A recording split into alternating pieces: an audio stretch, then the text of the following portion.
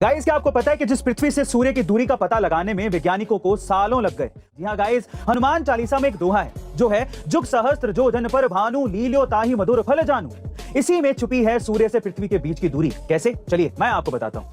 दरअसल इस दोहे में पहला शब्द है जुग, जिसे हिंदी में युग भी कहा जाता है। अब युग भी 4 होते हैं, कलयुग, द्वापर युग, त्रेता युग एंड सतयुग। जहां कलयुग को 1200 साल माना गया है, द्वापर युग को 2400 साल, त्रेता युग को 3600 साल और सतयुग को 4800 साल माना गया है। अगर इन्हें जोड़ देंगे तो टोटल आएगा 12000 साल।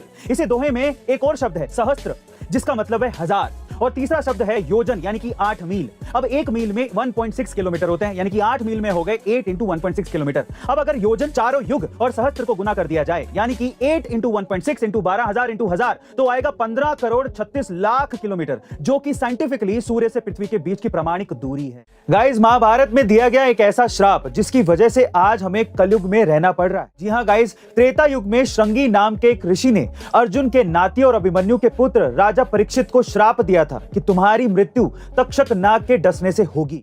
और हुआ भी कुछ ऐसा ही। श्राप मिलने के 7वें दिन बाद ही तक्षक नाग के डसने से राजा परीक्षित की मौत हो गई। और ऐसा माना जाता है कि उसके बाद त्रेता युग पूरी तरीके से खत्म हो गया और फिर शुरुआत हुई कलयुग की। क्योंकि राजा परीक्षित के जिंदा रहते कलयुग में इतना साहस नहीं था कि वो इंसानों पर हावी हो सके, पर उनकी मृत्यु के पश्चात ही कलयुग पूरे पृथ्वी पर हावी हो गया। लेकिन कहा यह भी जाता है कि इस कलयुग को खत्म करने के लिए भगवान विष्णु अपने कल्कि अवतार में इस धरती पर अवतरित होंगे। वैसे गाइस, भगवान विष्णु का कल्कि अवतार कौन से नंबर का अवतार है, क्या आप ये बता सकते हैं? और अगर हाँ, तो कमेंट सेक्शन में लिखना मत भूलिएगा। गाइस, आपने हिंदू धर्म में देखा होगा कि ब्रह्मा जी के साथ मां सरस्वती, विष्णु जी के साथ मां लक्ष्मी और शंकर भगवान के साथ में मां पार्वती का पेयरअप होता है। लेकिन क्या आपको इसके पीछे का विज्ञान पता है? नहीं ना? तो चलिए आज मैं आपको बताता हूं। दरअसल ब्रह्मा जी को इस सृष्टि का रचनाकार माना जाता है, लेकिन प्रकृति में किसी भी चीज की रचना के लिए बीज या अंडे की जरूरत होती है और हमें बीज को देखकर उससे उगने वाले पौधे के बारे में ज्ञान हो जाता है। जैसे कि हम मनुष्यों में यह काम डीएनए से होता है, इसलिए बीज के साथ ज्ञान का होना भी बहुत ज्यादा जरूरी है। और ज्ञान की देवी है मां सरस्वती।